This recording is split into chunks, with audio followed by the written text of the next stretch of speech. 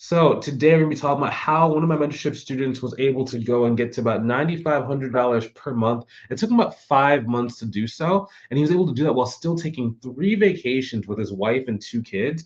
Um, and it's always really cool to be able to help someone out that has like a family because when I was growing up, I remember my mom was, like, in accounting a lot, right? And there was a lot of times where she would either want to take a vacation, but she either just couldn't get the time off of work, or maybe she could get the time off of work, but it was, like, month end and, like, just things were just piling up a quarter end or year end, and she would always feel guilty if she tried to, like, go take a vacation during those periods of time. So it's just one of those things where when I can help people out nowadays be able to grow their business, it's really great. Because in this person's story, his name is Paul. So the reason why it was really important for him was because he was constantly yearning for more. It's tough when you're working a job, but you know that you're number one severely underappreciated, severely underpaid, and you don't really own your own time. Right? Because like making a lot of money is one thing, right? But what does it matter how much money you make if you can never really enjoy that money, right? So in his case, he wanted to be able to go and travel while they were still young and still really able to go and enjoy it. And also while his 2 children were still young enough to actually want to spend time with them on the vacation, right? Because like sometimes when you have like teenagers or people that are like getting closer to college age, like maybe they don't find you as cool, they don't find your jokes quite as funny, and they don't really want to spend time with you. So to be able to actually go and not just get the freedom that he wanted, but to also be able to do it while he was still young and while he still had a young family. It was really, really great. Now, who am I? My name is Bryce Tubbs, and I started with my accounting firm close to about a decade ago. It was about March of 2015. And in the beginning, it was really hard for me to make this stuff work because I didn't understand marketing, I didn't understand sales, and I didn't know how to price out my services. So that led to me doing was it took me about really 16 months of trial and error before I started getting like 17 grand a month in sales for like bookkeeping and CFO services.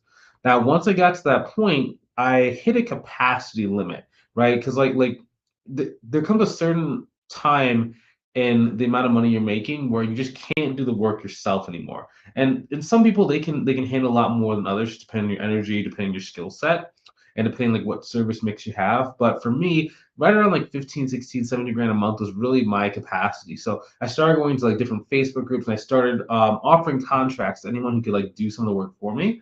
And what happens like every single time you say like, hey, I have a cleanup project. The person's paying me like we'll say $10,000. I'll pay you $5,000 if you can do it in this time frame.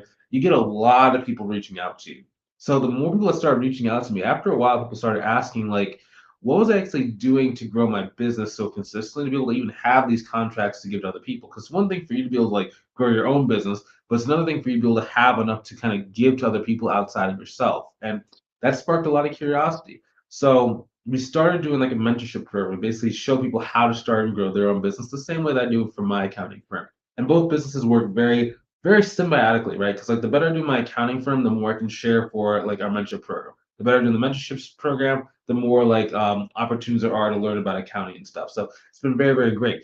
Now, so far, we've helped out about 364 people inside that process. So I want to kind of attack and dive. Now you know who I am and you understand kind of our background. This information will actually like, give you more credibility. So there are 3 steps that this student had to go and follow in order to really make sure that he could grow his business. So number one is pricing and value. So most people undercharge for their work.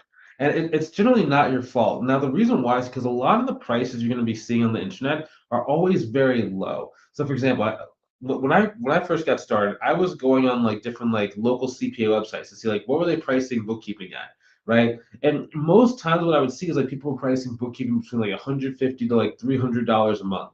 And I was like, okay, so that's the going rate. And I would try and charge that, but I would never really get clients at that $350 per month price point. And the reason why is for a couple different things. Number one, oftentimes if you go on a CPA website, the bookkeeping is not the main bread and butter they're actually trying to sell. It's more of an auxiliary service that can hold the client to them in between like tax time. Okay. So if you treat your bookkeeping with those super low prices, people are oftentimes going to think that you just don't know what you're doing, especially if bookkeeping is the only main service you're offering. right? A lot of CPAs are getting away because like their credibility is more like in tax planning, tax prep, and different like matters like that. So it doesn't really matter what they charge for bookkeeping, but they have to charge something just to kind of pay for like their contracts and pay for like their employees' fees. That's why they don't do it for free. But if you're a bookkeeper and you're charging those same exact price points, you're not going to be able to really instill the confidence in clients on a high enough level to where they're actually going to want to work for you for very much time. Very counterintuitive because in most well, I had like a mint, but it's very hard to talk with that. In most cases, this whole game is about positioning and perception. So the better you position yourself, the more people will perceive that number one, you know what you're doing. Number two, that you're worth like paying a high price point. And number three, they should actually move forward with you, even though there's other people that are a lot cheaper than you. Now, one thing I know people have trouble with is like value, understanding value, right? Because it's like I always teach our students in our program to charge between $500 to $5,000 per month per client. And a lot of people kind of say like you can't do that. Now, the reason why it's important to know that you can charge high price points is because you have to understand who are the actual businesses that you're serving. So, if you think about it, let's say that you have a niche and your niche is like solar companies. Don't mean I have a bookkeeping business. What are you offering me? Don't mean to distract you. I don't know, Christian, where are you coming from, Christian? You're on our YouTube channel. So watch the video, and basically all we talk about inside this video is how we help people out. So I'm basically painting the picture of the journey that we took this person through. Cool. Now, Christian, in terms of like your bookkeeping business, like where are you? Do you have clients already, or are you kind of in the beginning stages? Like, what does that kind of look like for you? Put that down in the comments so I can make the video a little bit more interactive. Maybe we can talk to you a little bit more. So next thing that it's really important, okay, is value. It's all about the client you're serving. So depending on what client you choose is going to determine uh, what is a very what's a price point they can actually afford? What's an affordable price point for them? So if you're talking to like a client that's doing, let's say they're doing like they're like an artist and they're selling paintings for like $150 a painting, they sell maybe like $1,000 a month worth of paintings. It's very hard for you to charge that person 500, 750, $1,000 per month because it's just such a large percentage of the money they bring in. Versus if you're selling to like a solar company where they're selling like let's say they're selling like solar roofing and each project is between $10,000 to $30,000 depending on where they are, depending on the size of the house they're actually providing for. It's a lot easier for these types of businesses that have high ticket sales and high ticket items that are high volume to be able to actually go and work with you at those price points. All right, Christian. So Christian says he has 10 clients currently. So are you good with the 10 clients you have now, or do you want to go and get more? Or for the 10 clients you have now, are you able to kind of get to a revenue level to where you can do this thing full time? Or are you still kind of trying to figure out how to take this thing full time? If you can, drop that down in the comments so we can continue the conversation. Cool, cool. So I'm having two different conversations on like this live because like there are people like commenting and stuff like that. So it's really cool to kind of be able to have this interaction while we're going. So Christian said, what service are you offering me? I currently have about 10 clients. Cool, cool, cool. So now we're waiting to see like if he either wants to get more for the clients he has, if he wants to charge higher price points, or if he wants just more clients in general. Because usually at about 10 clients, you should be at a minimum of about $5,000 per month when you have about 10 clients. That's like minimum, not including your cleanups. That's just like the monthly price points. So it really kind of depends on the person. 'Cause a lot of people like they undercharge like what they could be charging. And whenever someone has clients, they come like work with us. We generally see they're in a lot of cases they are generally anywhere between like 2 times to 3 times less expensive than what they should be charging. So that's like a very big like secret. Like whenever like we work with someone who has like clients, first things first, like we put all of your clients like on a spreadsheet and we basically go and take them from like what's the oldest client to like newest client, what's like the price points as well as like which one's your highest paid, which one's your lowest paid, and we're looking for places where we can go and like either raise price on current clients or we're looking for like maybe some past leads that maybe didn't sign up with you but definitely would now if you understand how to like sell them. Okay, Christian, so Christian says I'm full-time but yes I want more clients. Okay, so what's been the hardest part about getting more clients so far, Christian, because I know you have 10 clients already?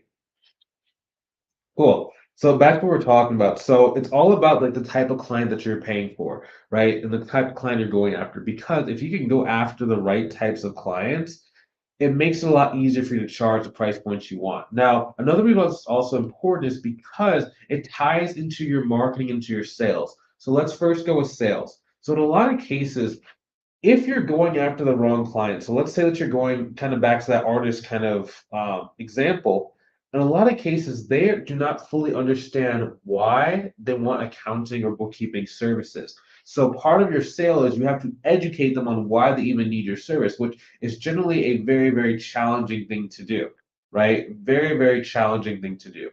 You want to make sure that by the time the person has gotten the consultation call with you, they know exactly what you do, they know exactly how you can help, and they actually are intrinsically motivated towards working with you, right? You don't want to be convincing people on the sales consultation call. So when you start going after like we talked about the solar company that have like these high ticket price points, you're dealing with businesses that are a little bit more sophisticated. So it causes them to know what they are looking for. It's just more of like a personality mix and more of like a match of, are you guys a good fit to work together? Right? That's a sale that you want to do. You want to have sales where it's like they know exactly what they want to do. They know exactly who they're looking for. It's just more about like who do they place their trust with.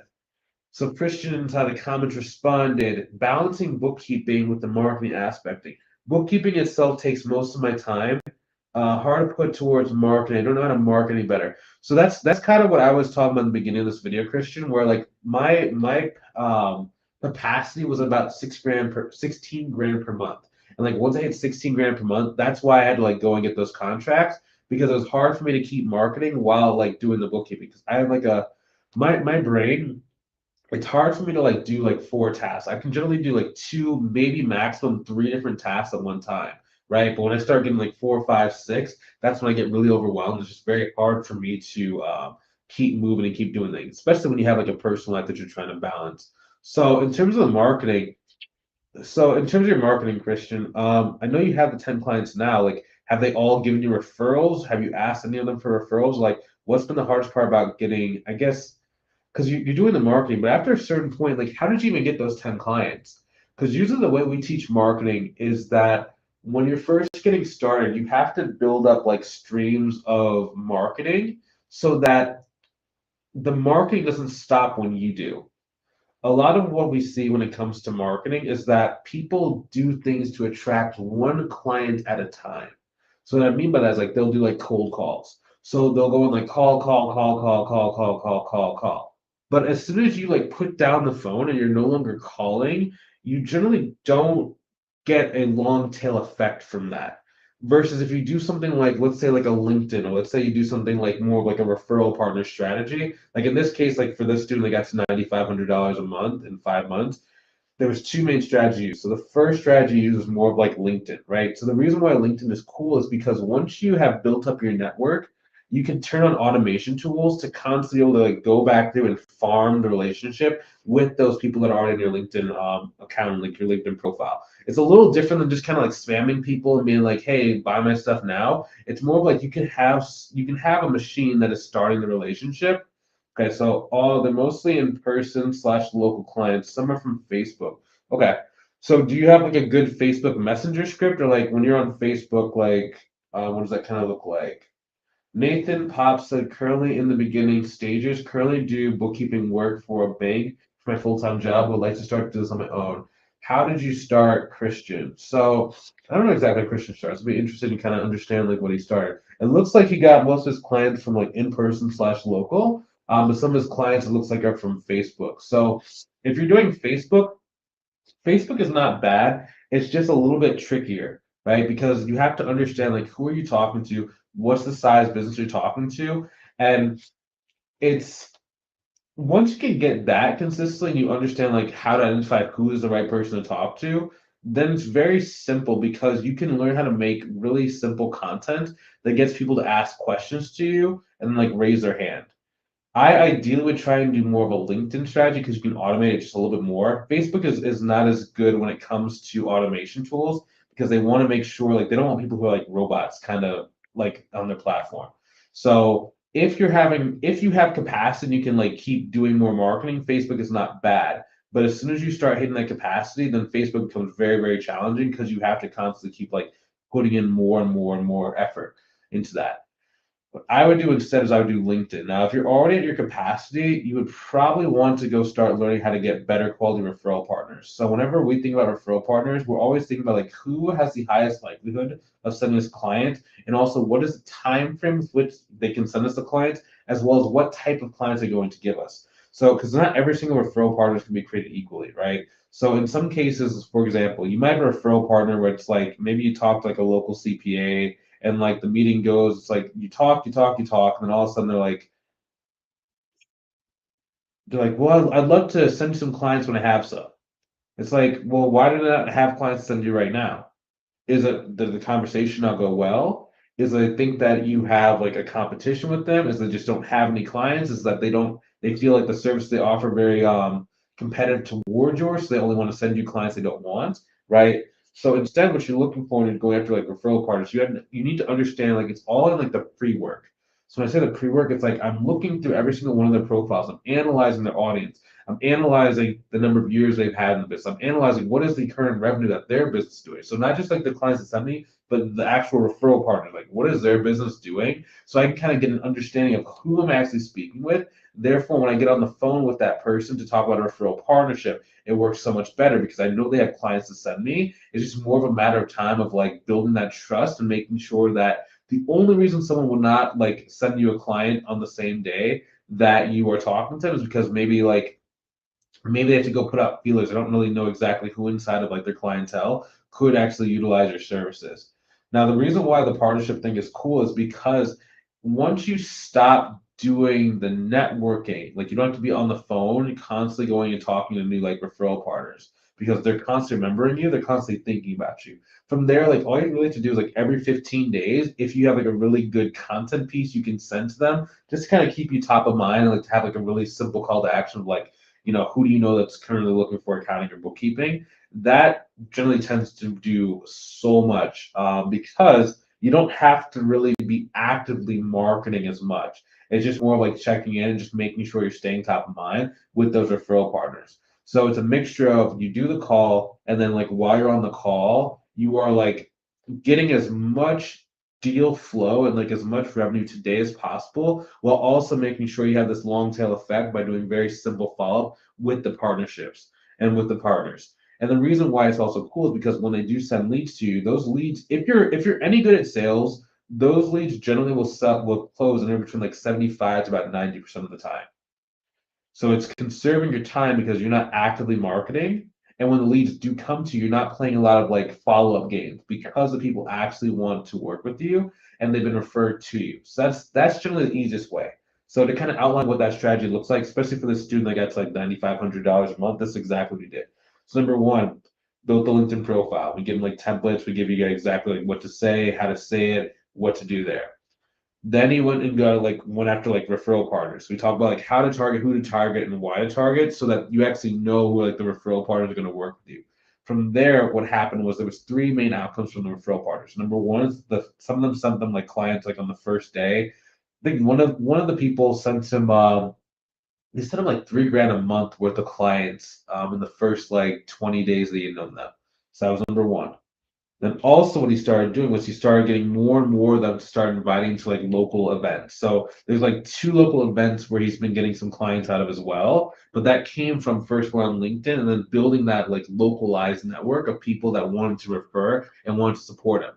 Then what he did was one of them actually invited him to do a local speaking event. So the it was like locally, like the group was a local group, but he did like the online presentation version because they would meet online every like Wednesday. So we basically sat down, wrote out a good presentation, made it very easy for him to go and provide that presentation to them. So when he actually did it, two people actually wanted to work with him there.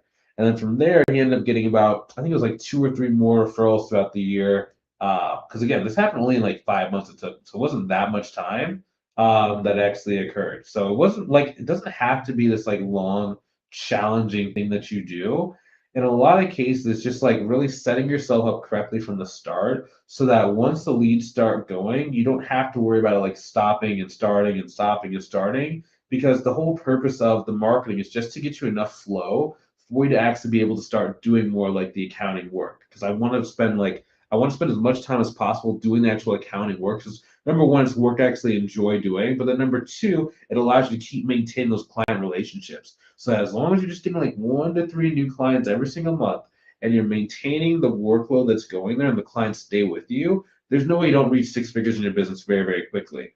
Now, that is the main way the student actually did that. Now, if you want to learn a little more about like how we can help you out inside of our program, go ahead and click the link inside the description, either above or below the video, depending where you're watching this. If you're watching this on the Facebook group, I'm just gonna be like in the description. If you're watching on the YouTube channel, it's gonna be in the description. Same thing with like LinkedIn. So go ahead and check that out. On the thank you page, so when you book the call, it's gonna take you to like a page with like different videos of people like we help, our story, different things you kind of research, get a more full understanding of what we offer and how we can help you out. So if you want to see if we can help you out, go ahead and click the link inside the description, book the call. I'd love to see what that look like for you, how we can customize this for you, especially like depending where you're starting. Because as you see inside this video, we have people at different levels. We have some people that are just getting started. We have some people that are a little bit experienced, like sometimes they're a little bit advanced, sometimes they're intermediate, and then we're able to help them all the same because it's a lot of customized support for the individual. So that's you. If that's what you want to see, we can help you out with. Go ahead and click the link inside the description above and below. Love to see you on the call. Love to see you soon. Have a great rest of your day and take it easy.